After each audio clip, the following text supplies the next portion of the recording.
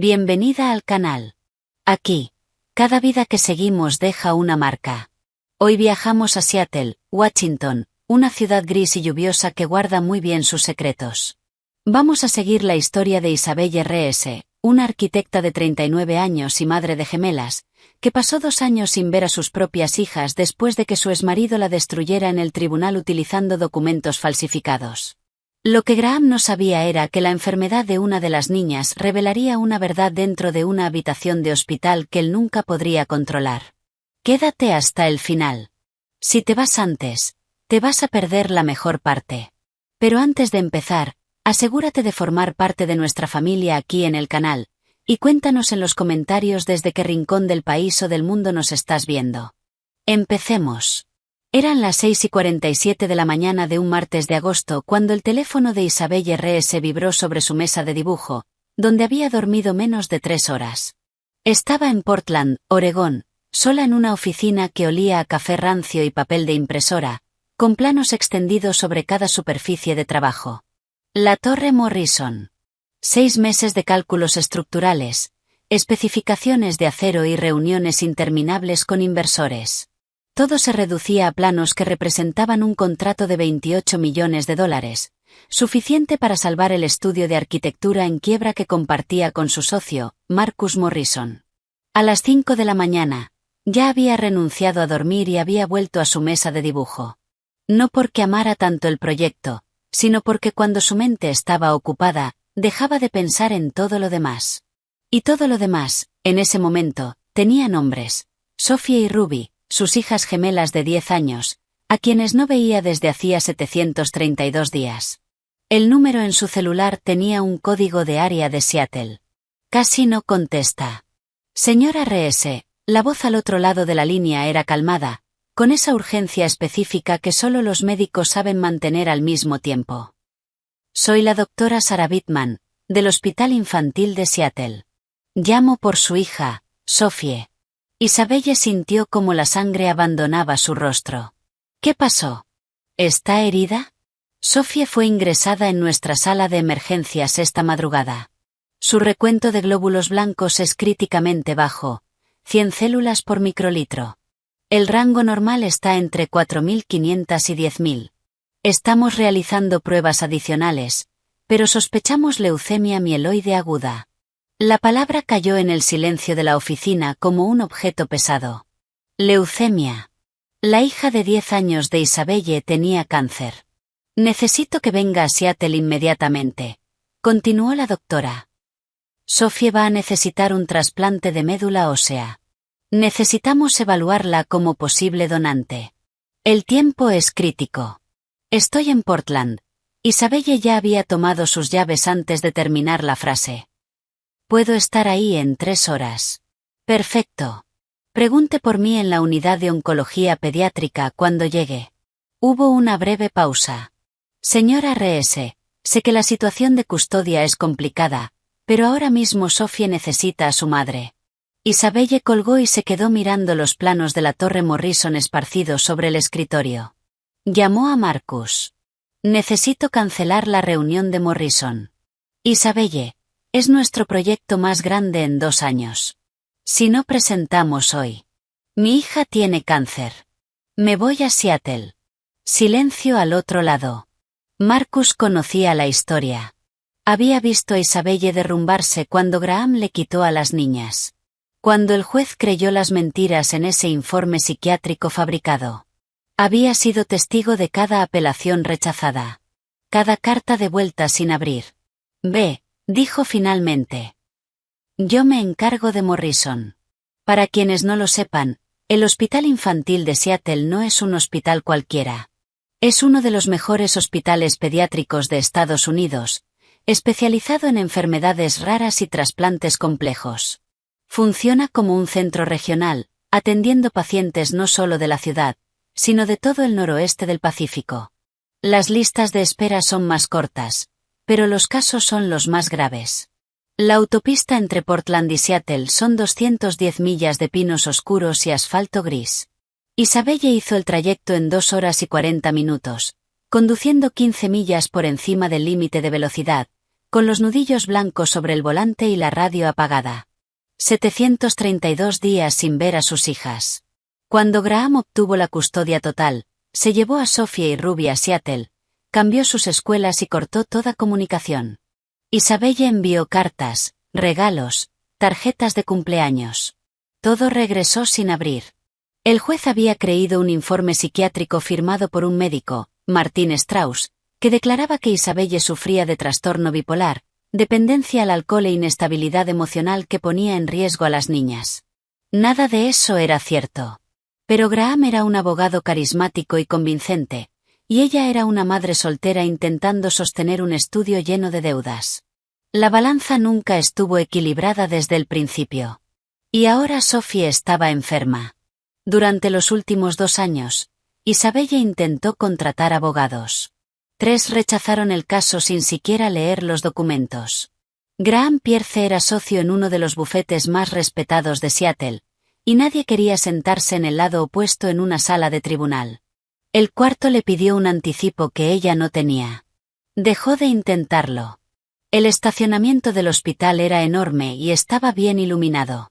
Los pasillos eran de un blanco intenso, con olor a alcohol etílico y esa mezcla particular de esperanza y desesperación que solo existe en pediatría. Isabelle siguió las señales hasta el 4.º piso.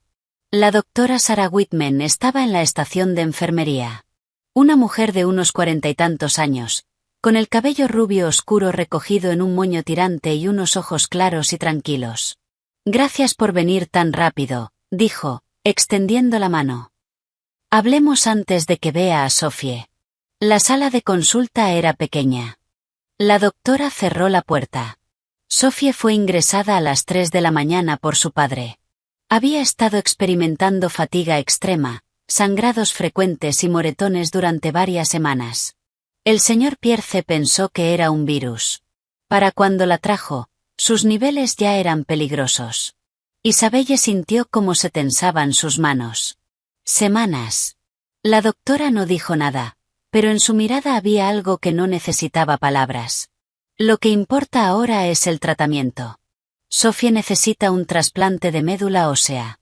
Vamos a necesitar evaluar al señor Pierce, a usted y, de ser posible, a su hermana Ruby. Los hermanos suelen ser los mejores compatibles. Graham tiene la custodia total, dijo Isabelle en voz baja. Hay una orden de restricción. No puedo acercarme a menos de 150 metros de las niñas. Lo sé, pero esto es una emergencia médica. La ley del estado de Washington permite a los padres biológicos acceder a sus hijos en situaciones de riesgo de vida, independientemente de los acuerdos de custodia. ¿Tengo derecho legal de estar aquí? La doctora hizo una breve pausa. Su nombre figura en la historia clínica como madre biológica. También hay una nota sobre contacto bloqueado debido a una orden judicial en disputa. Nuestro departamento legal me informó de esto antes de llamarla. ¿Graham sabe que me llamaste? Todavía no. Se fue alrededor de las 6 de la mañana a buscar a Ruby a la casa de su hermana. Debería volver en menos de 1 hora. Menos de 1 hora con su hija antes de enfrentarlo. ¿Puedo verla ahora? Presta atención a este detalle. La doctora Whitman llamó a la madre antes de notificar al padre. Leyó entre líneas el historial médico y eligió el lado correcto. El pasillo que conducía a la habitación 412 tenía murales coloridos de elefantes y jirafas pintados en las paredes. En algún momento, alguien decidió que los niños gravemente enfermos necesitaban jirafas sonrientes en su campo de visión. La intención era buena. El resultado era ese tipo de alegría forzada que solo funciona si no piensas demasiado en lo que ocurre detrás de cada puerta. Isabelle abrió la puerta lentamente. Sophie estaba acostada en la cama del hospital, viéndose demasiado pequeña para esas sábanas blancas. Su cabello oscuro había sido cortado corto. Su piel era grisácea, casi translúcida, con moretones púrpura oscuro en los brazos donde le habían colocado las vías intravenosas. Giró la cabeza hacia la puerta, e Isabelle vio miedo en sus ojos antes que cualquier otra cosa. «Está bien», susurró Isabelle, avanzando despacio. «No voy a hacerte daño. ¿Quién eres?» Su voz era ronca, débil. El corazón de Isabelle se partió en dos con precisión quirúrgica. Me llamo Isabelle. Estoy aquí para ayudarte a ponerte mejor. Sophie la miró durante un largo momento. Esos ojos oscuros recorriendo el rostro de su madre como si intentaran reconocer un sueño antiguo.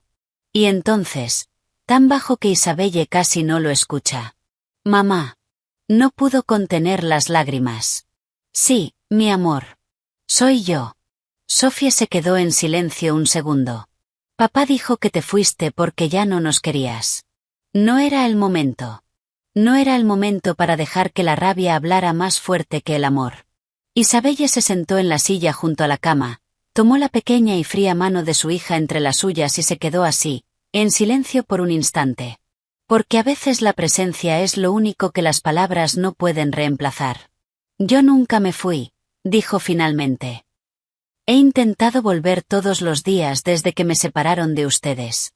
Antes de que Sophie pudiera responder, la doctora Whitman apareció en la puerta con expresión urgente. Señora R.S., el señor Pierce acaba de llegar con Ruby.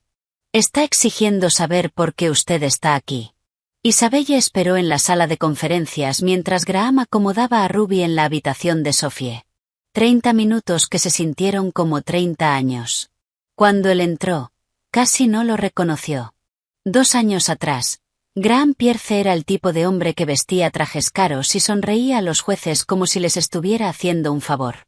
Ahora, a los 45 años, parecía más pequeño de alguna manera. Tenía más canas. Las líneas alrededor de su boca eran más profundas. Pero sus ojos eran los mismos. Fríos. Calculadores. Los ojos de alguien que trata a las personas como piezas de ajedrez. No se sentó. Se quedó de pie al frente de la mesa, con los brazos cruzados, mirándola como si fuera algo que había pisado por accidente. ¿Qué demonios haces aquí? Seamos claros, este hombre acaba de atravesar un hospital con una hija gravemente enferma, y lo primero que hace es arrastrar a la madre a una sala para intimidarla. Un sentido de prioridades impecable. Sophie necesita un trasplante de médula ósea, dijo Isabelle con una calma que le costaba todo. La doctora Whitman me llamó porque soy una posible donante. Tienes una orden de restricción. No puedes estar a menos de 150 metros de mis hijas. Nuestras hijas. Y esto es una emergencia médica. La doctora Whitman entró antes de que él pudiera responder. Su expresión era completamente profesional y absolutamente inquebrantable. Señor Pierce, la señora R.S. tiene razón. La ley del estado de Washington garantiza el acceso de los padres en situaciones de riesgo de vida, independientemente de las órdenes de custodia. Sophie necesita un trasplante. Debemos evaluar a todos los posibles donantes. Eso incluye a ambos y, preferiblemente, a Ruby. Graham miró a la doctora por un segundo. Luego volvió a mirar a Isabelle, mostrando esa sonrisa que ella había aprendido a temer durante su matrimonio. Bien. Háganme las pruebas. Pero quiero algo a cambio. Hizo una pausa. Si soy compatible y dono, quiero la custodia total y permanente de ambas. Sin visitas, sin acuerdos compartidos. Isabelle firma la renuncia definitiva a sus derechos parentales. El aire abandonó la habitación. No puedes, empezó Isabelle. Claro que puedo, su voz era suave, como vidrio roto. ¿Quieres salvar a Sophie? Esas son mis condiciones. La doctora Whitman se quedó en silencio por un momento. Entonces, señor Pierce, voy a ser muy clara. Lo que usted está describiendo es coerción médica.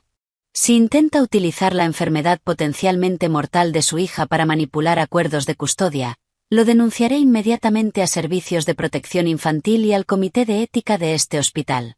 ¿Me ha entendido? Hagamos una pausa aquí. En Estados Unidos, usar la necesidad médica de un menor como moneda de cambio en una disputa de custodia se considera extorsión y constituye abuso infantil.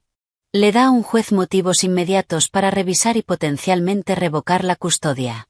Graham lo sabía. Era abogado. Y aún así decidió intentarlo. Graham no respondió a la doctora. Solo la miró con esos ojos fríos y dijo: No estoy haciendo amenazas, doctora. Estoy protegiendo a mis hijas. Luego salió de la sala. Isabelle se quedó mirando la puerta cerrada. Después dijo en voz baja. Hagan las pruebas. A él, a mí, hagan lo que sea necesario. Sophie es lo primero. Las pruebas de compatibilidad tomaron 20 minutos. Agujas finas. Viales etiquetados. Silencio clínico. Graham se negó a mirar a Isabelle en todo momento. Sophie sostenía la mano de su madre. Ruby mantenía la mirada fija en el suelo. Isabelle observó a Ruby, sintiendo como su corazón se tensaba segundo a segundo. 2 años atrás, esa niña había sido apartada de ella a los 8 años. Ahora tenía 10. Era más alta, más delgada, con sombras bajo los ojos que ningún niño debería tener. Había algo en su forma de moverse, también. Demasiado cautelosa. Como si esperara ser castigada por cada gesto. Cuando Ruby finalmente la miró, Isabelle se arrodilló para quedar a su altura. Papá dijo que te fuiste porque no nos querías, dijo Ruby. Directa. Sin enojo. Y eso era aún peor. No estaba acusando. Estaba repitiendo algo que había aceptado como verdad. Eso no es cierto, dijo Isabelle, con la voz firme a pesar de las lágrimas. Te amo más que a nada en el mundo. Tu padre las alejó de mí, y yo nunca dejé de intentar volver. Ni un solo día. Ruby la miró con esa necesidad desesperada de entender. Esa mirada que solo existe en alguien a quien le han mentido durante demasiado tiempo. Abrió la boca para decir algo, pero una enfermera apareció en la puerta, llamándolos para los resultados. Fíjate en los hombros de Ruby en ese momento. Curvados hacia adentro. Como alguien que ha aprendido a ocupar el menor espacio posible. Una niña de 10 años no nace así. Eso se aprende. Y lleva tiempo. 2 horas se convirtieron en 4. Isabelle estaba sentada en la cafetería del hospital con una taza de café que se había enfriado sin ser tocada. Marcus le envió un mensaje diciendo que los inversores de la Torre Morrison amenazaban con retirar sus $2,8 millones, el dinero que podía salvar la firma. Ella no respondió. El café seguía ahí, frío, intacto. El testigo más honesto de esa cafetería.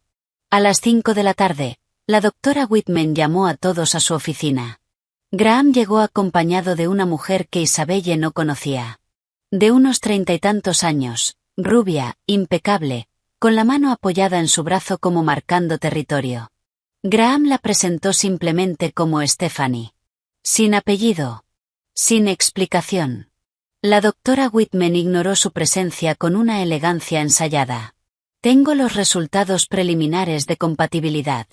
La doctora miró a Isabelle, luego a Graham. Isabelle, no eres compatible. Graham, tú tampoco eres compatible. El silencio se volvió pesado. ¿Y Ruby? Preguntó Isabelle.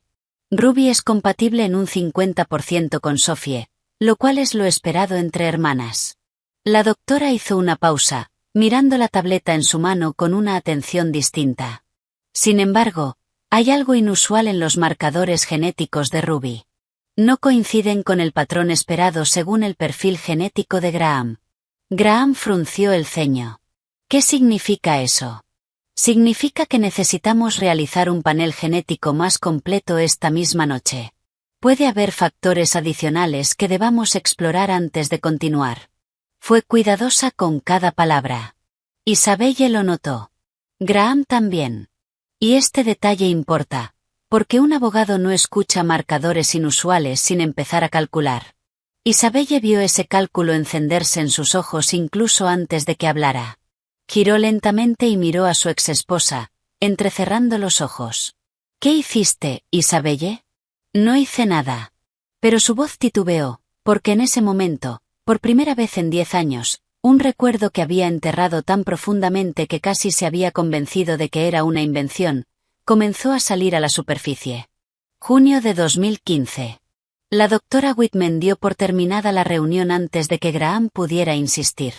Pidió a todos que descansaran. Graham se fue sin decir otra palabra, con Stephanie siguiéndolo como siempre, a su sombra. Isabelle se quedó. Doctora Whitman, dijo en cuanto la sala quedó vacía. ¿Qué es lo que no me está diciendo? La doctora cerró la puerta de la oficina. Señora R.S., necesitamos hablar en privado. ¿Puede quedarse después de cenar? Puede parecer un detalle menor, pero no lo es. Superfecundación heteroparental. 2 óvulos liberados en el mismo ciclo, fecundados por 2 hombres distintos en menos de 48 horas. Gemelas con padres biológicos diferentes. Es real. Es extremadamente raro. 1 en cada 400 nacimientos de gemelos. Y casi nunca se descubre, a menos que se realice una prueba de ADN por otra razón, como la búsqueda de un donante de médula ósea. Eran más de las 8 de la noche cuando la doctora llamó a Isabelle nuevamente a la oficina. Los pasillos del hospital estaban en silencio. Sophie y Ruby dormían, vigiladas por las enfermeras del turno nocturno. Solo estaban ellas dos. Y la verdad que Isabelle aún no estaba preparada para escuchar. La oficina era pequeña, llena de revistas médicas y diplomas enmarcados. La doctora le indicó que se sentara y cerró la puerta con cuidado. Señora R.S., aceleré el análisis de ADN utilizando un protocolo de emergencia permitido por la Ley Médica de Washington en situaciones de riesgo de vida. Hizo una pausa. Los resultados son complejos. Isabelle apretó los apoyabrazos de la silla. Dígamelo directamente. La doctora giró el monitor hacia ella. Gráficos, números, marcadores genéticos, columnas que Isabelle no sabía leer, pero que, de alguna forma, ya entendía. Primero, las buenas noticias. El ADN mitocondrial confirma que usted es la madre biológica de Sophie y Ruby. No hay ninguna duda. ¿Y las malas? La doctora sostuvo su mirada. Graham Pierce no es el padre biológico de ninguna de las dos. La habitación comenzó a girar. Eso es imposible. Graham y yo estábamos juntos cuando quedé embarazada. Estábamos comprometidos. Yo nunca. Hay más. La voz era firme, pero suave. Sophie y Ruby tienen padres biológicos distintos. Isabelle la miró fijamente. Padres distintos. Son gemelas. Son gemelas dicigóticas, no idénticas. 2 óvulos diferentes fecundados por espermatozoides de 2 hombres distintos. Hizo una pausa. Existe un fenómeno raro para esto. Se llama superfecundación heteroparental. El silencio que cayó en la habitación duró demasiado. Isabelle cerró los ojos. Y ahí estaba. Junio de 2015. Ella y Graham llevaban semanas discutiendo. Él quería que dejara su trabajo en el estudio de arquitectura. Quería controlar su agenda, la boda que había organizado sin consultarle. Toda su vida, como si ella fuera un proyecto que él estuviera gestionando. Un jueves por la noche, todo explotó. Isabelle dijo que no estaba segura de casarse. Él la llamó desagradecida y la acusó de seguir enamorada de Julian Reed. No estaba completamente equivocado. El viernes había una gala de networking en el Museo de Arte de Portland. Isabelle fue sin Graham. Necesitaba espacio. Y Julian estaba allí. Julian Reed. El arquitecto. El hombre al que había amado antes que a Graham. El hombre que le había propuesto matrimonio 3 años antes y había recibido un no porque ella eligió su carrera. Luego conoció a Graham. Y Julian desapareció de su vida. No habían hablado en meses. Pero esa noche, frente a una pintura de Rothko, con demasiado vino y una nostalgia pesada por la vida que había decidido no vivir, hablaron. Sobre trabajo. Sobre decisiones. Sobre las versiones de sí mismos que habían dejado atrás. E Isabelle cometió un error. Un error que enterró tan profundo que terminó convenciéndose de que nunca había sucedido. A la mañana siguiente volvió con Graham, pidió perdón y dijo que sí a la boda. Intentó olvidar a Julian. 2 semanas después, descubrió que estaba embarazada. 2 meses después, se casó. Siempre creyó que las gemelas eran hijas de Graham. Nunca lo cuestionó. No tenía razones para hacerlo. Era lógico. Estaba comprometida con él. Había vuelto con él. Las niñas eran suyas. Hasta ahora. Señora R.S., la doctora la devolvió al presente. Sé quién es el otro padre, dijo Isabelle en voz baja. Se llama Julian Reed. La doctora asintió lentamente. Necesitamos contactarlo. Si es el padre biológico de una de las niñas, podría ser compatible. ¿Tiene alguna forma de comunicarse con él esta noche? No he hablado con él en 10 años. Entiendo que esto es difícil, pero Sophie se está quedando sin tiempo. Isabelle pensó en Sophie. Pequeña. Pálida. Su mano fría entre las suyas. Pensó en aquello que había intentado olvidar. Y luego pensó en Julian. El hombre al que había herido. El hombre que no tenía idea de que podía tener una hija en el mundo. Lo voy a llamar. Intento mantenerme neutral aquí, pero hay algo muy específico en un hombre que, al escuchar que podría tener un hijo, no pregunta si es cierto, sino cuando tiene que estar. Quédate con ese detalle. La sala de espera estaba vacía. Las luces fluorescentes zumbaban suavemente. Isabelle miró el número en la pantalla de su teléfono durante largo rato. Nunca había podido borrarlo en 10 años. Siempre lo había considerado una debilidad. Esa noche, se sentía como otra cosa. Marcó. Un tono. 2. 3. Hola. Su voz era exactamente la misma. Esa calma particular de alguien que no necesita demostrar nada a nadie. Julian, dijo ella, con la voz quebrándose antes de poder continuar. Soy Isabelle. Necesito tu ayuda. Hubo una pausa larga. Ella podía escuchar su respiración. Isabelle, ¿eres tú de verdad? Sí. Perdón por llamar así. Sé que han pasado años y no tengo derecho a pedirte nada. Su voz se apagó. Pasó algo. Algo terrible. Y no sabía a quién más llamar. ¿Estás bien? ¿Estás herida? La preocupación fue inmediata. Genuina. Así era Julian. Siempre poniendo al otro primero, incluso después de todo. No estoy herida. Pero, Julian, tengo hijas gemelas. Tienen 10 años, y una de ellas, Sophie, tiene leucemia. Necesita un trasplante de médula ósea. Hubo otra pausa más larga. Dios mío, Isabelle, eso es terrible. Pero, ¿por qué me estás llamando? Ella cerró los ojos. Porque el hospital hizo pruebas de ADN para encontrar un donante, y descubrieron algo que yo no sabía. Las gemelas tienen padres biológicos distintos. Es raro, pero sucede, y una de ellas. Tomó aire profundamente. Una de ellas podría ser tu hija. De esa noche, junio de 2015. El silencio que siguió fue el más largo de su vida. Julian, yo no lo sabía. Te lo juro, no lo supe hasta hoy. Si lo hubiera sabido. Estoy aquí. Su voz era baja, sorprendida, pero firme. ¿Me estás diciendo que podría tener una hija? ¿Y que tiene leucemia? ¿Y qué podría ser compatible para el trasplante? Los médicos dicen que si eres el padre biológico, hay un 50% de probabilidades de compatibilidad. Es mucho mejor que buscar un donante no relacionado en el registro. Silencio. Ella casi podía sentirlo organizando cada pieza de información de esa forma metódica que siempre lo había caracterizado. Pieza por pieza. Sin dejar que nada se le escapara. ¿Cuándo necesitas que esté allí? Para el viernes, para las pruebas, pero... Estaré en Seattle, la interrumpió suavemente. Trabajo como arquitecto aquí ahora. Puedo estar en el hospital mañana a las 10 de la mañana.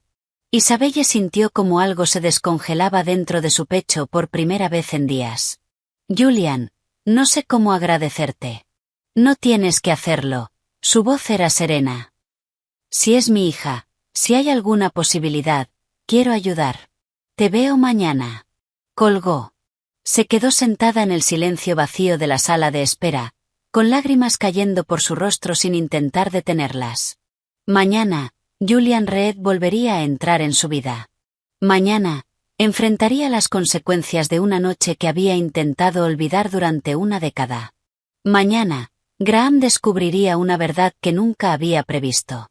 Pero esa noche, por primera vez desde que el teléfono sonó a las 6:47 de la mañana, sintió algo que casi había olvidado. Esperanza. Sophie podría tener una oportunidad. Y a veces, una sola oportunidad es todo lo que necesitas. Para la mañana del miércoles, Isabelle no había dormido realmente en 26 horas. Estaba en la cafetería del hospital, con un café que ya se había enfriado por segunda vez, cuando lo vio entrar. Julian Reed.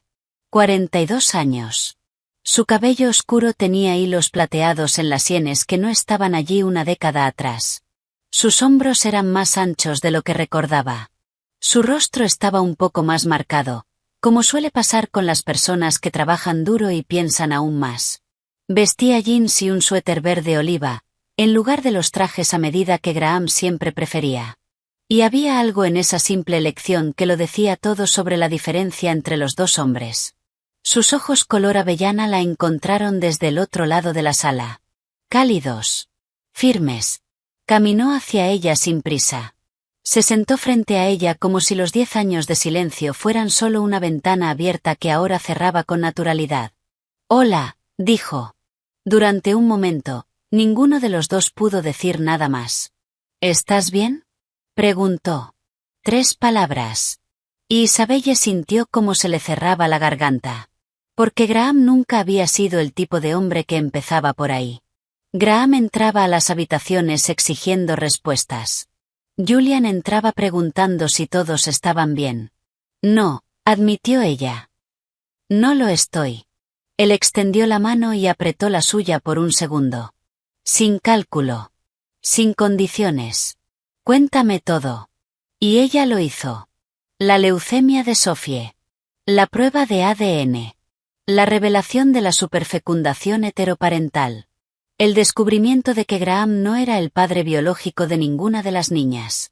Y la noche de junio de 2015 que había intentado enterrar para siempre. Se lo contó sin suavizar nada. Sin pedir perdón. Después de cada frase, la voz de la doctora Whitman resonaba en su mente. Sophie se estaba quedando sin tiempo. Y la verdad era más urgente que la incomodidad. Julian escuchó sin interrumpir. Sin acusar. Cuando terminó, él permaneció en silencio durante un largo momento. «¿Por qué no me lo dijiste cuando supiste que estabas embarazada?» «Porque creía que eran hijas de Graham. Volví con él ese mismo domingo. 2 meses después nos casamos. Cuando supe que estaba embarazada, ni siquiera se me cruzó por la cabeza que pudiera ser de otra persona». Lo miró. No sabía que esto era biológicamente posible hasta ayer. Julian asintió lentamente, procesando cada detalle como ella recordaba.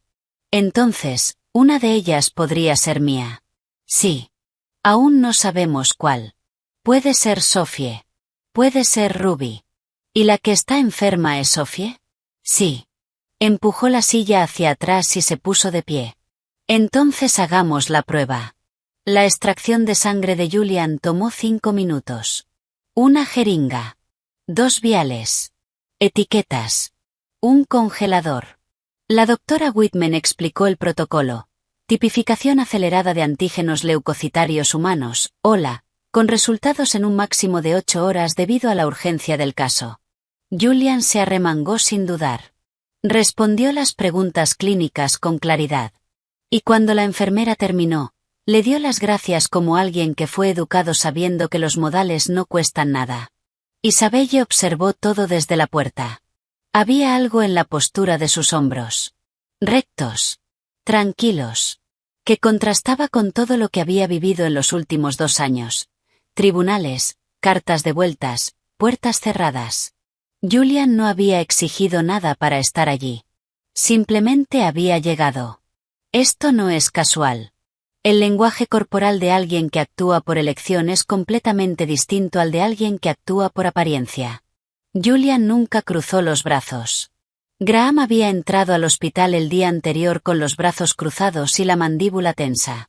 La postura de alguien que defiende territorio. Julian había entrado a la cafetería con las manos abiertas sobre la mesa. La postura de alguien dispuesto a ayudar. A las 6 de la tarde, la doctora Whitman los llamó nuevamente. Isabelle y Julian se sentaron uno al lado del otro. No se tocaban. Pero había algo en la distancia medida entre ellos. Ambos inclinándose ligeramente hacia el centro.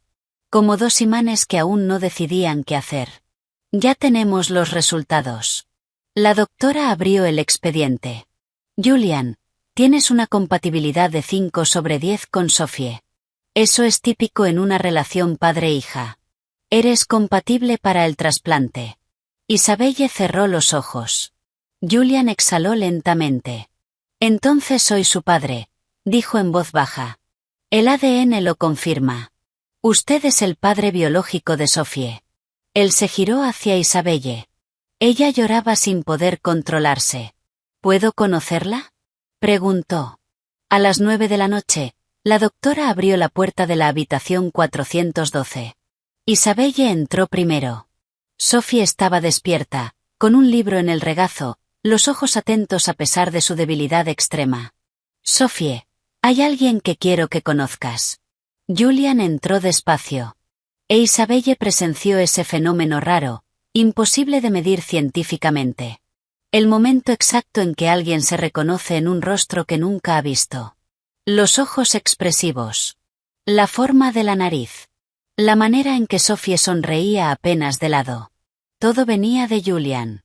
Tan claramente que resultaba casi imposible que no lo hubiera notado en 10 años. Hola, Sophie, dijo él con esa voz suave. Me llamo Julian. Sophie lo observó con la seriedad particular de alguien que ha aprendido demasiado pronto a no confiar fácilmente en los adultos. ¿Eres mi papá de verdad? Julian miró a Isabelle. Ella asintió. Lo soy, dijo él, con la voz quebrándose. Lo soy. Sophie guardó silencio un segundo. Entonces, ¿me vas a dar tu médula ósea? Si tú quieres, sí. Me va a doler un poco a mí. A ti. Nada. Te van a dejar dormida mientras ocurre. Sophie lo pensó con la practicidad de una niña que ya había enfrentado cosas mucho más aterradoras que una aguja. Está bien, dijo. Y luego, tan bajo que apenas fue un susurro. Gracias. Julian tomó su mano, tan pequeña dentro de la suya, y se quedaron así, hablando en voz baja, mientras Isabelle salía al pasillo. Porque hay cosas que merecen existir sin espectadores. Contexto importante. En un trasplante de médula ósea, al donante se le extrae médula del hueso pélvico bajo anestesia. Duele durante unos días, como un moretón profundo. El receptor recibe primero quimioterapia de alta dosis, y luego las células sanas se administran por vía intravenosa. La recuperación lleva semanas. La tasa de éxito con un donante haploidéntico, es decir, compatible al 50% como un padre, ha mejorado mucho en los últimos años, situándose entre el 70 y el 80%. El jueves por la mañana, la doctora Whitman llamó a Isabelle para una conversación que ella no esperaba. Tenemos que hablar de Ruby. Estaban en una pequeña oficina del tercer piso. La doctora abrió su tableta con el cuidado de quien sabe que lo que va a mostrar va a doler. Hicimos un chequeo estándar previo a la donación a Ruby. Isabelle se tensó. La doctora hizo una pausa. Ruby no puede ser donante. Isabelle parpadeó. Pero dijiste que es compatible en un 50%. Genéticamente, sí. Físicamente, no. La doctora giró la tableta hacia ella. El índice de masa corporal de Ruby es de 15,2. Para una niña de su edad, el mínimo absoluto necesario para garantizar seguridad bajo anestesia y recuperación es 16,5. Hizo una breve pausa. Pesa 60 libras. El mínimo para un donante pediátrico es 70. Su hemoglobina está en 9,8. Necesitamos al menos 12. Los números le golpearon como impactos espaciados. Tiene 10 años, dijo Isabelle. Exacto. La mayoría de las niñas de 10 años pesan bastante más que Ruby. Isabelle la miró fijamente. ¿Qué estás diciendo? Isabelle, estos valores indican desnutrición severa. El silencio que llenó la sala fue más frío que antes. ¿Cuánto tiempo ha estado Ruby bajo la custodia exclusiva de Graham? 2 años. La doctora dejó la tableta sobre la mesa. Su expresión había cambiado. Ya no era solo una médica. Había firmeza en su mandíbula. Hemos documentado signos de estrés crónico durante la evaluación de Ruby. frecuencia cardíaca irregularmente elevada, patrones de conducta compatibles con trauma prolongado, dificultad para confiar en adultos, retraimiento. Hizo una pausa. Y pesa 60 libras. Isabelle sintió como la rabia y el dolor chocaban dentro de su pecho como dos trenes en la misma vía. Graham había privado de alimento a su hija. Ella no había estado allí para protegerla. Y él había usado ese tiempo para vaciar a una niña de 10 años desde adentro. ¿Qué pasa ahora? Su voz salió más dura de lo que pretendía. Ruby no podrá donar. Pero Julian es compatible y, como te dije, las tasas de éxito son muy buenas. Tenemos motivos para ser optimistas. La doctora sostuvo su mirada. En cuanto a Ruby, lo que acabas de escuchar me obliga a presentar un informe inmediato a Servicios de Protección Infantil. Isabelle asintió. Lo sé. ¿Tienes abogado? Ya no. Necesitas uno. Esta semana. Isabelle salió de la oficina y fue directamente al baño del pasillo. Cerró la puerta con llave. Abrió el agua fría. Mantuvo las manos bajo el chorro durante demasiado tiempo, mirando su propio reflejo sin reconocerse. 2 años. Graham había tenido 2 años con Ruby. Y había usado cada uno de esos días, de forma metódica, para vaciar a esa niña. El hambre. El aislamiento. La mentira repetida cada mañana, que su madre se había ido porque ella no valía lo suficiente. 60 libras. Isabelle se quedó allí hasta que pudo volver a respirar. Luego se secó las manos, enderezó los hombros y salió nuevamente al pasillo. Si había algo que Graham no había calculado, era que ella seguía de pie. Ese mismo día, a las 4 de la tarde, el teléfono de Isabelle sonó con un número desconocido. ¿Isabelle R.S.? La voz era femenina, afilada como papel carbónico. Mi nombre es Patricia Lawson. Soy abogada especializada en derecho familiar. He estado siguiendo tu caso durante 2 años. Si necesitas ayuda para enfrentarte a Graham Pierce, llámame. Creo que podemos ganar. Isabelle miró el teléfono. ¿Cómo sabes de mi caso? Porque sé que el Dr. Martin Strauss perdió su licencia médica en 2022. Un año antes de firmar el informe psiquiátrico que Graham utilizó para quitarte a tus hijas.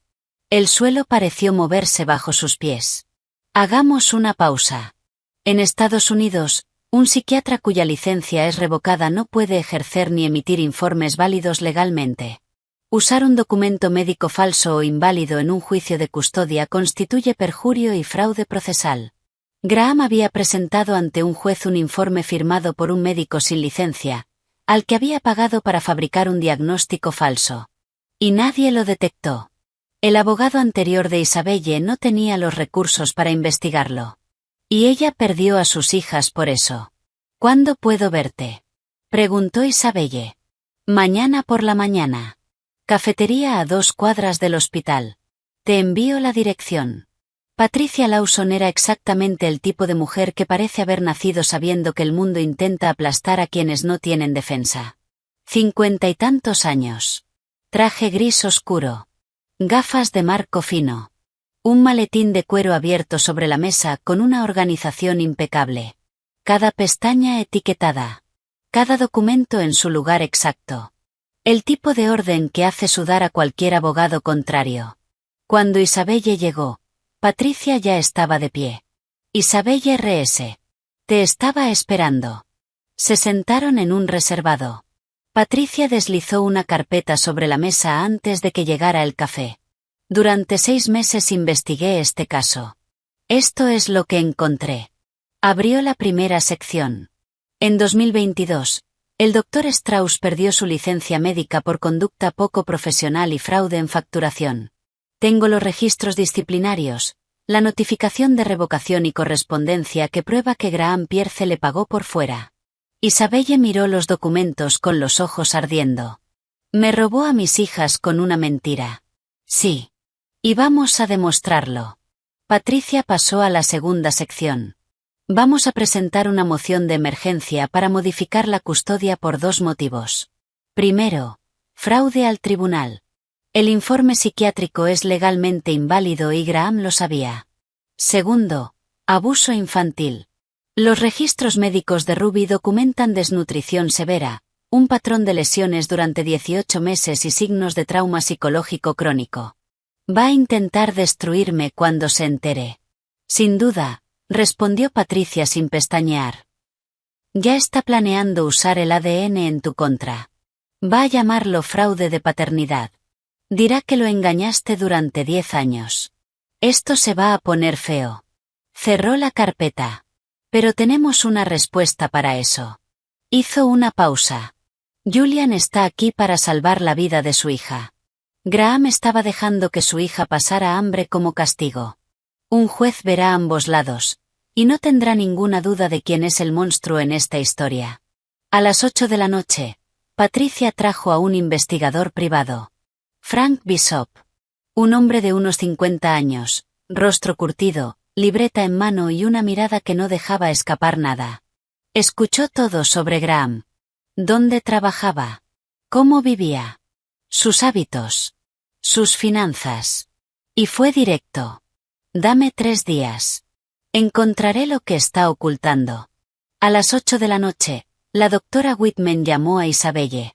El recuento de glóbulos blancos de Sophie acaba de bajar a 800. No podemos esperar más. Tenemos que adelantar el trasplante a mañana a las 9 de la mañana. ¿Puede Julian estar aquí a las 7 para el preoperatorio?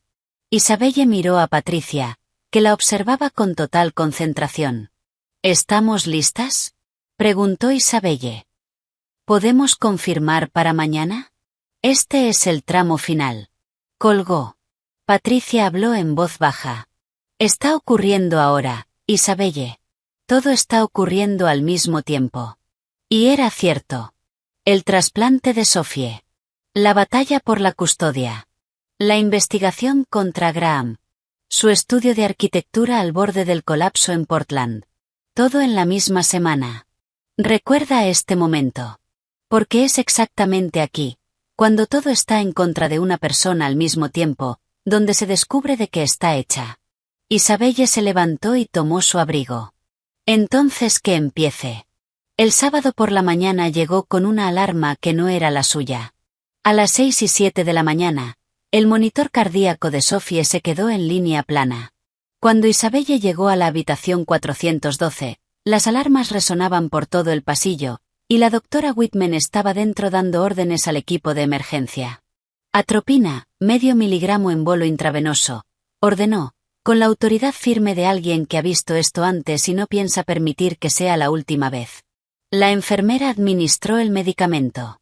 Isabelle se quedó inmóvil en la puerta, mirando a Sophie, tan pequeña bajo las sábanas, su pecho apenas moviéndose. 30 segundos. 1 minuto. El monitor emitió un pitido. 60 latidos por minuto. 70. 80. La doctora Whitman exhaló. Bradicardia severa, probablemente por un desequilibrio electrolítico. Lo corregiremos antes de la cirugía. Seguimos en horario. Miró a Isabelle desde la puerta. Sophie está estable. Julian se está preparando. Procedemos a las 9. Isabelle asintió. No podía hablar. A las 7 de la mañana, Julian llegó. Tranquilo. Resuelto. Como alguien que ya tomó una decisión tan firme que no deja espacio para el miedo. Antes de entrar al preoperatorio, se detuvo frente a Isabelle en el pasillo. Estoy con ella, dijo. No la voy a defraudar. Ella quiso decir gracias. Quiso pedir perdón. Quiso decir muchas cosas que una década de distancia volvía demasiado complejas para un pasillo de hospital. Solo dijo. Lo sé. Y fue suficiente. La extracción de médula ósea duró 2 horas. Isabelle esperó en la sala quirúrgica junto a su hermana Laura, que había llegado la noche anterior y no se había separado de ella desde entonces. Laura había llamado el viernes por la noche, después de ver una actualización vaga en redes sociales de un amigo en común. Estoy en el auto, había dicho. Llego antes de medianoche. No pidió permiso. No preguntó si Isabelle la necesitaba. Simplemente apareció. Así era Laura. La hermana menor con la que Isabelle había perdido contacto durante su matrimonio asfixiante con Graham. La misma que había intentado llamarla decenas de veces sin respuesta. Y que apareció exactamente cuando hacía falta, sin ceremonias. Ahora no hablaba mucho. Solo sostenía la mano de Isabelle. Y le traía cafés que se enfriaban en las sillas junto a ellas. A las 9:30, la doctora Whitman salió con ropa quirúrgica. La extracción fue perfecta. Obtuvimos suficiente médula para el trasplante. Julian está en recuperación. Estará adolorido unos días, pero está bien. Hizo una pausa. Ya transfundimos la médula a Sophie. Está siendo trasladada a la unidad de cuidados intensivos. La doctora miró a Isabelle con algo que iba más allá de lo profesional. Ahora viene la parte difícil. Esperar el injerto. Las nuevas células deben asentarse en su médula y empezar a producir sangre. Eso tarda entre 10 y 14 días. Si el recuento de glóbulos blancos empieza a subir, sabremos que está funcionando. Hizo una pausa breve. Y si no, esperamos que lo haga. A las 11 de la mañana, Isabelle entró en la unidad de cuidados intensivos. Sophie estaba en una cama estrecha. Tubos salían de sus brazos. Una máscara de ventilación cubría su rostro.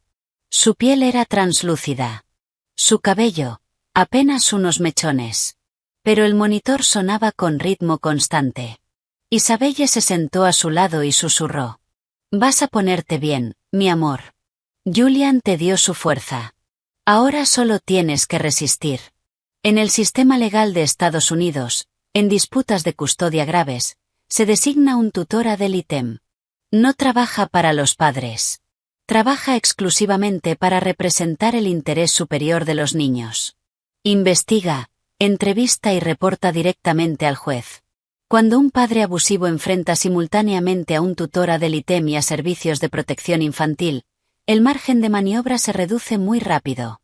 El lunes por la mañana, Emily Richardson, de Servicios de Protección Infantil del Condado de King, llegó al hospital con un maletín de cuero y la serenidad profesional de alguien que hace un trabajo duro, y decide hacerlo de todos modos. Señora R.S., estoy aquí para realizar una evaluación de bienestar de Ruby, se presentó directamente.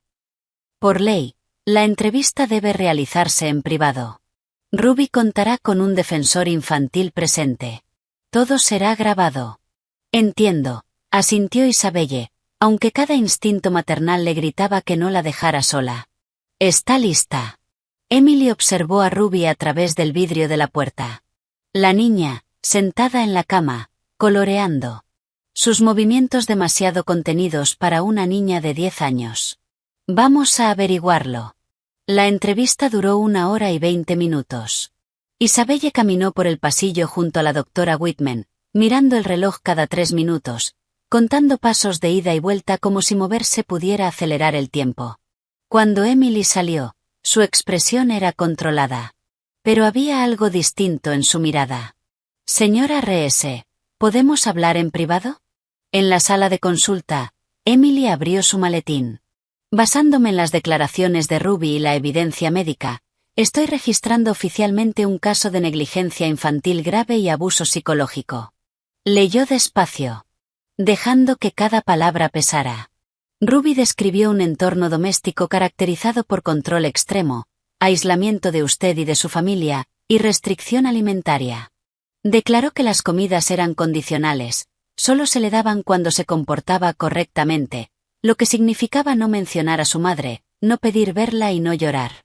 Las manos de Isabelle temblaban sobre su regazo. ¿Cuál era el castigo cuando no cumplía? Le retiraban la comida. Emily levantó la vista. Ruby me dijo que tenía hambre todo el tiempo. Incluso aquí, en el hospital, dijo que siente como si su estómago hubiera olvidado cómo sentirse lleno. Esto no fue descuido. Fue una decisión. Graham era abogado. Sabía exactamente lo que hacía. Y sabía cómo evitar dejar marcas físicas evidentes que una enfermera escolar pudiera detectar. ¿Qué pasa ahora?, preguntó Isabelle, con la voz tensa. Hoy presentaré un informe de emergencia ante el Tribunal de Familia del Condado de King.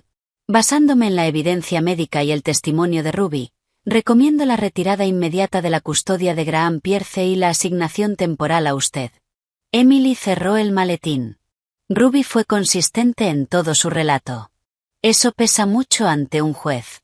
Esa misma tarde, se presentaron las mociones de emergencia. A la mañana siguiente, el juez Harold Bennett emitió una orden de protección inmediata. Graham Pierce quedó prohibido de tener cualquier contacto con Sophie o Ruby, con efecto inmediato. La custodia temporal fue transferida a Isabelle, a la espera de una audiencia completa en 14 días. Patricia llamó con la noticia. «Las recuperaste».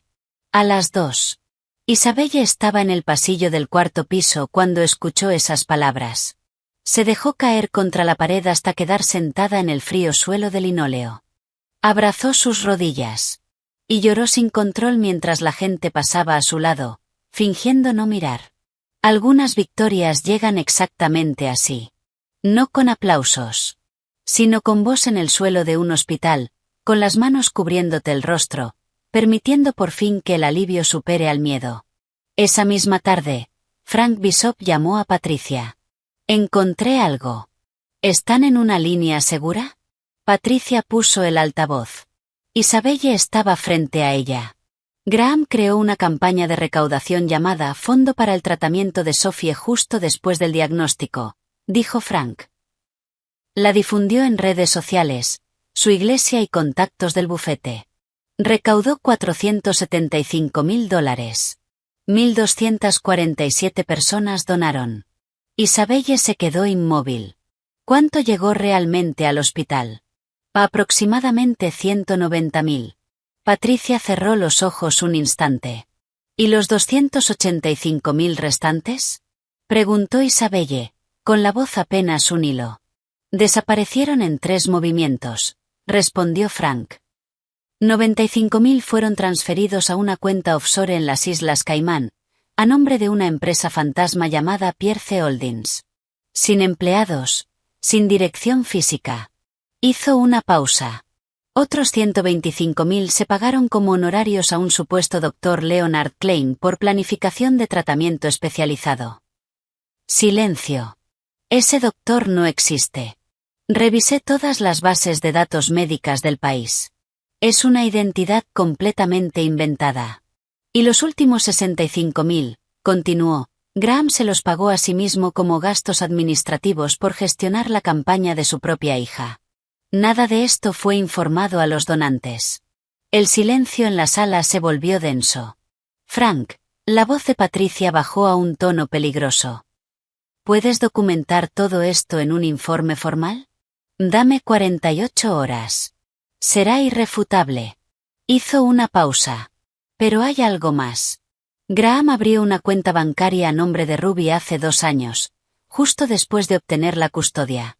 Hay $5.000 ahí. Ruby tiene 10 años. Usó su número de seguridad social para abrir la cuenta y ocultar dinero desviado. Isabelle sintió como el estómago se le revolvía violentamente. Más tarde esa noche, entró en la habitación de Ruby en el hospital. La niña estaba sentada con las piernas cruzadas sobre la cama, con una tableta prestada por una enfermera apoyada en su regazo. Cuando vio a Isabelle, la dejó a un lado. «Mamá, papá me mostró una vez una cuenta bancaria con mi nombre. Dijo que estaba ahorrando para mi universidad. ¿Eso es verdad?» Isabelle se sentó a su lado, eligiendo cada palabra con extremo cuidado. «Tu padre hizo cosas que no estaban bien, Ruby. La próxima semana vamos a hablar con un juez y le vamos a mostrar todas las pruebas. Pero lo importante ahora es que estás a salvo». Ruby guardó silencio un momento. ¿Va a venir a buscarme otra vez? Isabelle la abrazó con fuerza. Nunca más. Ruby apoyó la cabeza en el hombro de su madre. E Isabelle sintió como el cuerpo de la niña finalmente se relajaba. Liberando meses. Tal vez años de tensión. Como un resorte que por fin recibe permiso para soltarse. ¿Sabes qué es lo irónico de todo esto? Graham pasó 2 años construyendo una narrativa en la que Isabelle era inestable, peligrosa e incapaz. Y al final, el inestable era él. Desviando dinero del fondo contra el cáncer de su hija. Usando el número de seguridad social de una niña de 10 años para lavar dinero. Inventando médicos inexistentes. La diferencia entre ellos era simple. Isabelle era una madre. Graham era un gestor de riesgos intentando administrar su propia impunidad. El martes, la seguridad del hospital alertó a Patricia. Graham había sido visto en el vestíbulo principal intentando acceder al área pediátrica. La recepcionista le negó la entrada. Se fue antes de que seguridad pudiera intervenir. Patricia lo documentó y notificó al Departamento de Policía de Seattle. El jueves, volvió. Las cámaras de seguridad lo captaron acercándose al mostrador exigiendo el número de habitación de Ruby. La recepcionista se negó. Él escaló la situación. Ella llamó a seguridad. Él huyó antes de que llegaran. 2 violaciones de una orden de protección en 72 horas. Cada violación nos da más munición, dijo Patricia. Se está enterrando solo. El sábado por la mañana, la policía de Seattle llegó al lujoso departamento de Graham. Fue arrestado por violar la orden de restricción. Esta vez, el juez le negó la libertad bajo fianza. Graham Pierce permanecería en una celda del condado de King hasta su audiencia. Stephanie Cole, la mujer que había estado aferrada al brazo de Graham el primer día, envió un mensaje a Patricia 2 días después del arresto. Solo decía que había terminado la relación y que, si necesitaban algo, podían contactarla. Patricia guardó el número. Esa noche, por primera vez en 2 semanas, Isabelle y sus 2 hijas durmieron en la misma habitación del hospital sin que Isabelle despertara ante cada ruido en el pasillo para comprobar si era él. No lo era. La audiencia de custodia duró 2 días. Patricia presentó cada prueba con la precisión de alguien que llevaba meses armando un rompecabezas y finalmente tenía toda la atención del juez. La doctora Whitman fue la primera testigo. Describió el estado de Sophie al llegar. Semanas de síntomas ignorados. 7 llamadas perdidas de la enfermera escolar. 4 citas pediátricas canceladas. Luego describió el estado de Ruby con una frialdad clínica que hacía los datos aún más devastadores. Peso en el percentil más bajo para su edad. Pérdida de densidad ósea. Deficiencias severas de vitamina D y hierro. Marcadores hormonales consistentes con privación calórica crónica. El abogado de Graham intentó una defensa débil. ¿No podría ser simplemente que la niña es selectiva con la comida y tiene poco apetito? Seamos claros. Este hombre se levantó en un tribunal y usó come poco como defensa ante pérdida ósea médicamente documentada. Eso requiere audacia, o desesperación. La doctora Whitman no parpadeó. Los niños con poco apetito no desarrollan pérdida de densidad ósea ni desequilibrios hormonales. Esos son indicadores médicos de restricción calórica deliberada. No es una característica física. Es negligencia médica.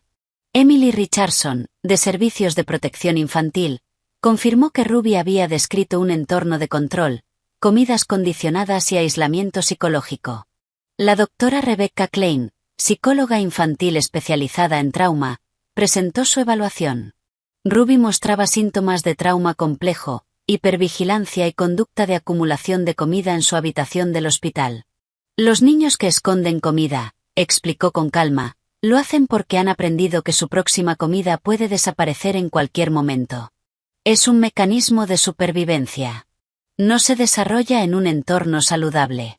Luego se levantó Margaret Hoy, la tutora Adelitem. No trabajaba para Patricia. No trabajaba para Graham. Trabajaba para las niñas. Su señoría, dijo, con la voz resonando en la sala, he revisado los expedientes, entrevistado a las menores y consultado a los expertos médicos. Mi recomendación a este tribunal es inequívoca. Sophie y Ruby Reese no están seguras bajo la custodia del señor Pierce. Nunca lo estuvieron. El abogado de Graham no tenía nada que decir. $475.000 recaudados. 190.000 entregados. 285.000 desviados a través de una empresa fantasma, un médico inexistente, una cuenta offshore y la identidad de una niña de 10 años. La defensa no tenía respuesta ante los estados bancarios. El juez Bennett se quitó las gafas y miró su escritorio durante un momento que pareció eterno. Entonces Graham pidió hablar. Mira la audacia. Después de toda la evidencia, los registros médicos, las cuentas bancarias, las cámaras de seguridad. Graham Pierce creyó que podía hablar y salir de eso. Apareció en el monitor del tribunal por videollamada desde la cárcel del condado. El uniforme naranja contrastaba brutalmente con el hombre que solía vestir trajes a medida para impresionar jueces. Se veía más delgado. Pero sus ojos seguían igual. Fríos. Calculadores. Convencido de que podía controlar cualquier sala. ¿El señor Pierce desea hacer una declaración?, preguntó su abogado. Sí. Graham miró a la cámara. Amo a mis hijas. Cometí errores, pero soy el padre legal de Ruby. La crié durante 10 años. La Constitución protege los derechos parentales. No pueden romper mi relación con ella basándose en acusaciones. Patricia se puso de pie. Señor Pierce. Ruby ingresó al hospital con un peso de 60 libras, con pérdida ósea y deficiencias vitamínicas severas. Usted es abogado. Es un hombre inteligente. ¿Está diciendo seriamente ante este tribunal que no notó que su hija se estaba muriendo de hambre? La mandíbula de Graham se tensó. Era difícil con la comida. Ruby declaró ante Servicios de Protección Infantil que se le retiraban las comidas como castigo cada vez que mencionaba a su madre. ¿Eso es lo que usted llama ser difícil con la comida? Silencio. También le dijo repetidamente que su madre la había abandonado porque era una mala niña. ¿Confirma eso? La estaba protegiendo de la verdad. ¿Qué verdad, señor Pierce? Que su madre intentó contactarla más de 7000 veces y usted devolvió cada carta sin abrir. Que el informe psiquiátrico que utilizó para quitarle a estas niñas a su madre fue firmado por un médico sin licencia, al que usted le pagó $2000 por fuera. Patricia se giró hacia el juez. Eso es fraude procesal. Este hombre no es una víctima. Es el arquitecto de cada capa de engaño en este caso. Graham abrió la boca. ¿Y los $285.000? Continuó Patricia sin darle espacio. Mientras Ruby pasaba hambre como castigo, usted robaba cientos de miles de dólares a 1247 personas que creían que estaban salvando la vida de Sophie. ¿Cómo le explica eso al tribunal? El silencio de Graham se prolongó. La cámara captó su mandíbula rígida. Sus ojos. Ya no solo fríos. Vacíos. Sin rastro de arrepentimiento. No tengo nada más que declarar. La pantalla se volvió negra. El juez Bennett miró a los abogados. Luego miró a Isabelle. Se levanta la sesión. Retomaremos mañana a las 9 de la mañana para el fallo. Isabelle salió del tribunal con las piernas temblando. Patricia caminaba a su lado. Estamos ganando. Isabelle no dijo nada. Solo miró el cielo de Seattle. Ese gris constante que los locales dejan de notar. Y respiró profundo. Mañana sería el final. O eso creía. A las 10 de la noche, el teléfono de Patricia sonó. Era Stephanie Cole. Estaba empacando mis cosas en el departamento de Graham, dijo, con la voz temblorosa. Encontré algo en el sótano, detrás de unos archivos viejos de impuestos. Hizo una pausa. Era una caja de cartón. Creo que necesitan ver esto ahora mismo. A la mañana siguiente, Stephanie entró en la oficina de Patricia con la caja en las manos. Sus ojos enrojecidos por la falta de sueño. Dentro había historiales médicos antiguos, un disco duro externo cubierto de polvo y 8 blísteres vacíos de pastillas. Frank Bishop abrió primero los registros médicos. Graham Pierce, abril de 2014. Su voz se volvió más lenta. Como alguien leyendo un plano de una bomba y sin poder creer lo que ve. Diagnóstico: oligospermia severa. Recuento de espermatozoides críticamente bajo. Probabilidad de concepción natural, menos del 15%. Isabelle se quedó mirando el papel. Graham lo sabía. Desde hacía 11 años. Sabía que prácticamente era infértil. Y más de un año después, ella había quedado embarazada. Frank conectó el disco duro. Trabajó en silencio durante 40 minutos. Cuando levantó la mirada, tenía la expresión de un investigador que acaba de encontrar el peor escenario posible. Historial de búsqueda recuperado. Mayo y junio de 2015. Giró la pantalla. ¿Cómo sabotear anticonceptivos? Pastillas falsas idénticas a la marca original. ¿Cómo provocar un embarazo sin ser detectado? El aire pareció desaparecer de la habitación. Frank abrió un correo electrónico recuperado. Enviado por Graham a sí mismo. Fecha: 10 de junio de 2015. Pedido realizado. Nunca se dará cuenta. Una vez que esté embarazada, no podrá irse. Patricia se puso de pie lentamente. Frank, imprímelo. Luego apareció el comprobante de compra. 10 de junio de 2015. 90 pastillas placebo. Pastillas de azúcar diseñadas para parecer idénticas al anticonceptivo recetado a Isabelle. Enviadas a la oficina de Graham. Stephanie dejó los 8 blísteres vacíos sobre la mesa en silencio. Isabelle miró todo. Los informes médicos. El historial de búsqueda. El recibo. Los blísteres. Y sintió como una claridad fría y absoluta ocupaba el lugar donde había vivido la confusión durante 10 años. Ella había creído que el embarazo fue un accidente. Había creído que su noche con Julian había complicado ese accidente. Había cargado con la culpa durante una década, por algo que nunca fue su culpa. Graham había planeado el embarazo. Había cambiado sus anticonceptivos por pastillas de azúcar. Había calculado que, si ella quedaba embarazada, no se iría. Y acertó. Porque ella se quedó. Se casó con él. Intentó construir una familia con un hombre que la había atrapado manipulando su propio cuerpo. En el sistema legal de Estados Unidos, la coerción reproductiva se reconoce como una forma grave de violencia doméstica. Es una violación de la autonomía corporal que, combinada con fraude y malversación, aumenta significativamente las penas. Graham no solo había destruido su matrimonio. Había destruido su derecho a elegir, antes de que el matrimonio siquiera comenzara. Patricia llamó a la agente federal Nicole Hart esa misma mañana.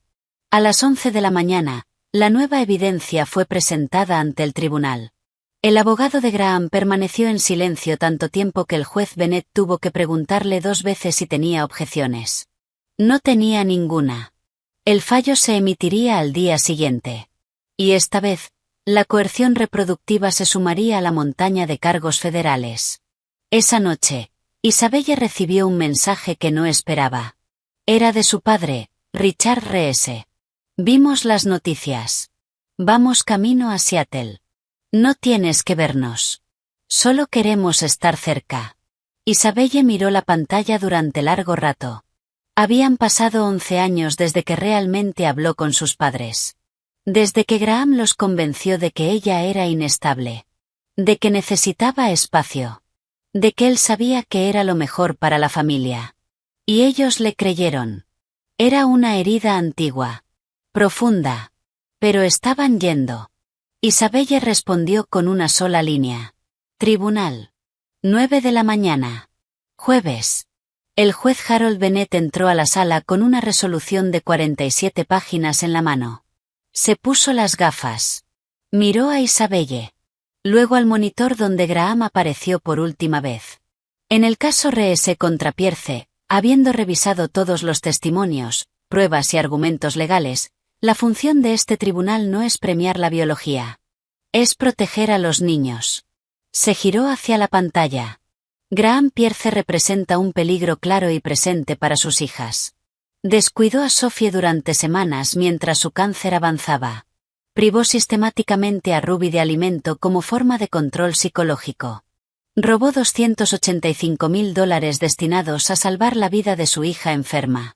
Saboteó los anticonceptivos de su esposa para forzar un embarazo y atraparla en un matrimonio. Utilizó documentos médicos falsos para engañar a este tribunal y separar a una madre de sus hijas. Y mintió sistemáticamente a esas niñas durante 2 años. Hizo una pausa pesada. La biología no borra el abuso. La mandíbula de Graham no se movió. Pero Isabelle pudo ver sus manos, al borde del encuadre, apretando la mesa con los nudillos blancos. El agarre de alguien que intenta mantener un control que ya perdió. Por lo tanto, otorgo la custodia legal y física completa de Sophie Reese y Ruby Reese a Isabelle Reese, con efecto inmediato. Se revocan todos los derechos parentales de Graham Pierce. Se le prohíbe cualquier contacto con las menores de forma permanente. Isabelle ya estaba llorando antes de que el juez terminara. Detrás de ella, en la sala, su madre, Catherine, sollozaba sin ocultarlo. Su padre, Richard, tenía el rostro entre las manos. Patricia apretó el brazo de Isabelle. Son tuyas. Las dos. 2 horas después, en el Tribunal Federal del Centro, la jueza María Álvarez dictó la sentencia penal. Patricia había coordinado con la Fiscalía para que las audiencias fueran consecutivas. Sin darle a Graham ni un segundo para recomponerse. Graham Pierce estaba de pie en la sala federal.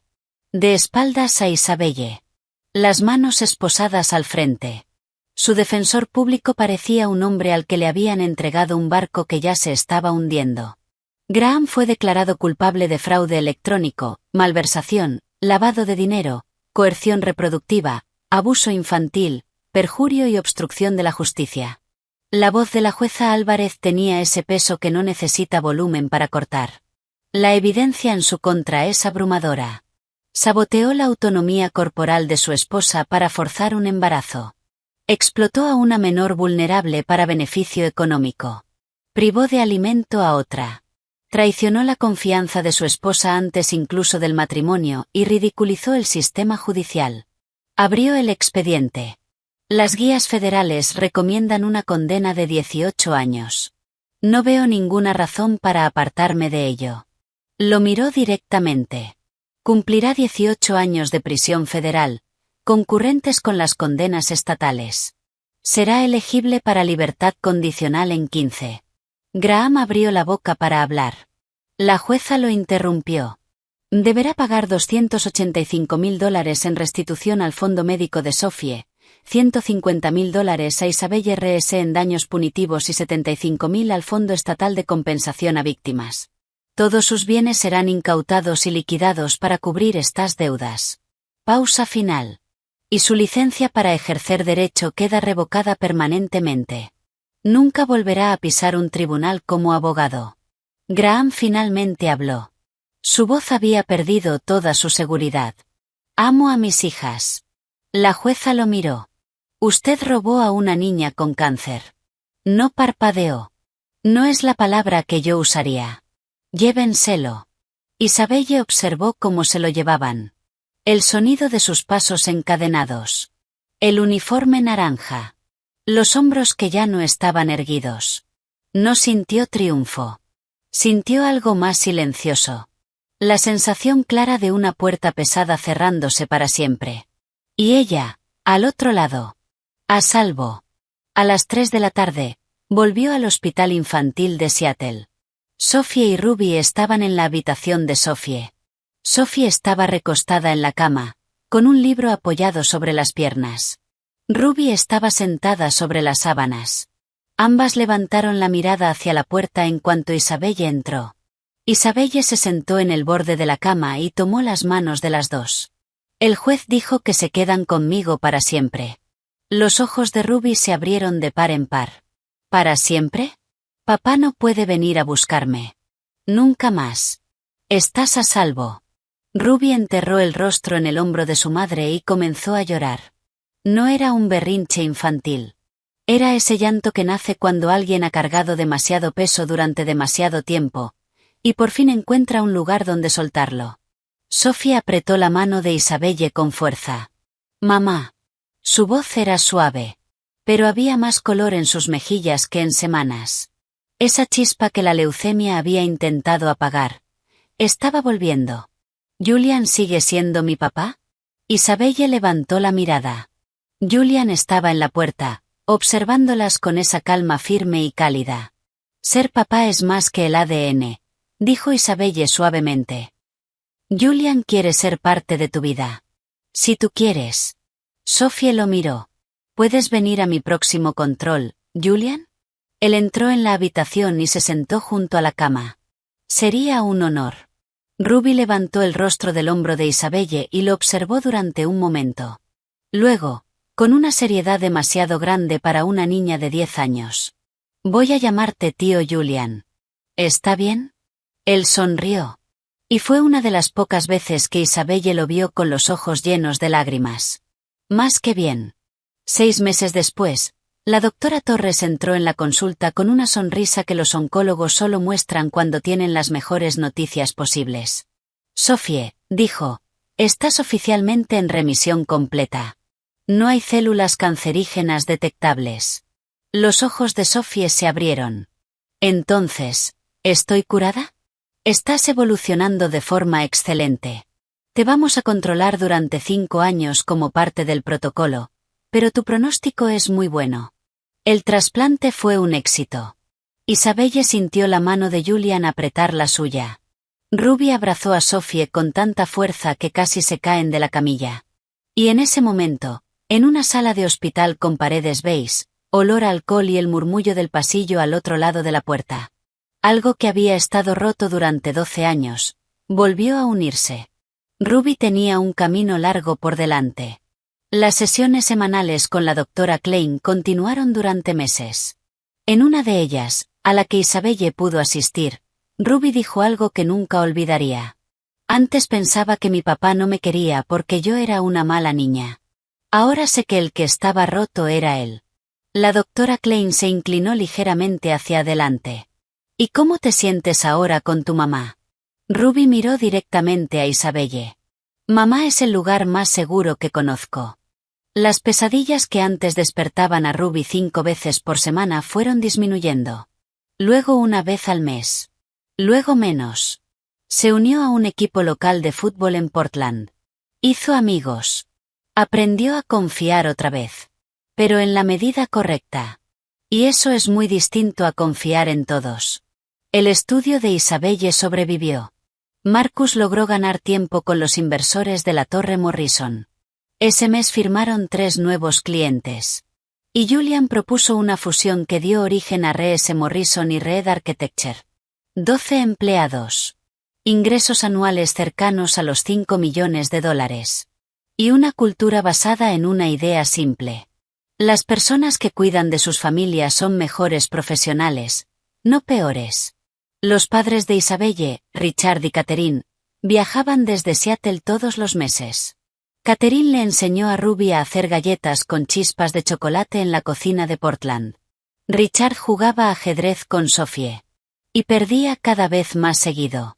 Una noche, después de que las niñas se fueran a dormir, Richard tomó la mano de Isabelle en el sofá. Perdimos demasiado tiempo, dijo, con la voz cargada de arrepentimiento. No voy a perder ni un día más. Ella no respondió de inmediato. Algunas heridas necesitan tiempo. Pero apretó su mano. Y a veces, así es como empieza el perdón. No con grandes discursos. Sino con un gesto silencioso en la calma de un living. Graham envió 14 cartas desde prisión federal. Isabelle leyó las 2 primeras y dejó de hacerlo. Decía que estaba en terapia. Que entendía sus errores. Que quería que Ruby supiera que la extrañaba. Tal vez cuando cumplan 18, le dijo Isabelle a Patricia por teléfono. Ellas decidirán.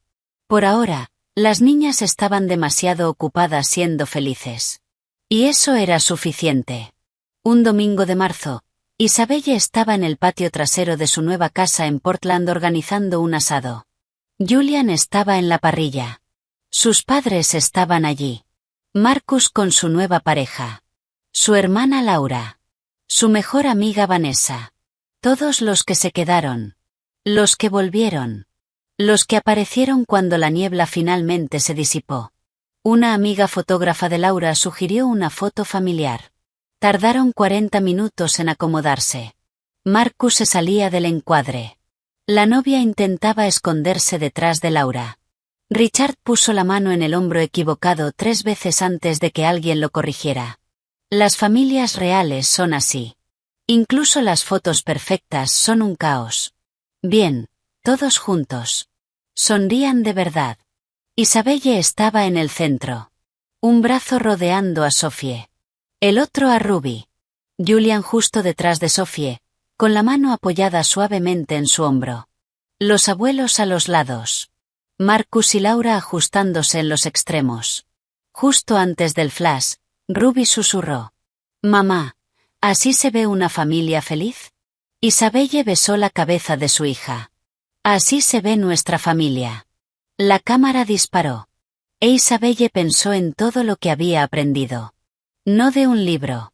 No de una charla. Sino de 732 días sin sus hijas. De una enfermedad que casi se lo quitó todo. De una verdad que destruyó una mentira, y construyó algo imposible de romper. La familia no es quien aparece en un papel. La familia es quien aparece cuando importa. Julian apareció en un hospital sin dudar cuando una niña que no sabía que existía lo necesitaba. Ruby volvió a llamar mamá a alguien después de que la vida intentara borrarla de su memoria. Graham estuvo presente físicamente durante 10 años, y eligió ser cruel. La biología no explica eso. El amor sí. Mira esta historia. Y quédate con esto. Porque es la lección más importante de todas. Lo opuesto a una familia tóxica no es la soledad. Es la familia que construyes con quienes eligen quedarse. No hay fórmula mágica. Solo decisiones diarias. Una y otra vez. Incluso cuando es difícil. Especialmente cuando es difícil. Isabelle casi lo perdió todo. Y reconstruyó cada pieza. No en un día. No con un gran gesto. Sino con pequeñas decisiones valientes. Marcar el número de Julian. Firmar con Patricia. Ponerse de pie en ese tribunal con la voz temblando. Así es como cambia una vida. No de golpe. Sino una decisión valiente a la vez. Ahora te toca a ti. ¿Qué te deja esta historia? Mira tu vida. ¿Hay alguien a quien no estás protegiendo por miedo a lo que puede costarte enfrentarlo? ¿Hay una verdad que estás posponiendo porque nunca parece el momento adecuado? Isabelle esperó 2 años. No por debilidad, sino porque no tenía las herramientas. Y cuando las tuvo, las usó todas. Déjame tu reflexión en los comentarios. Leemos cada una.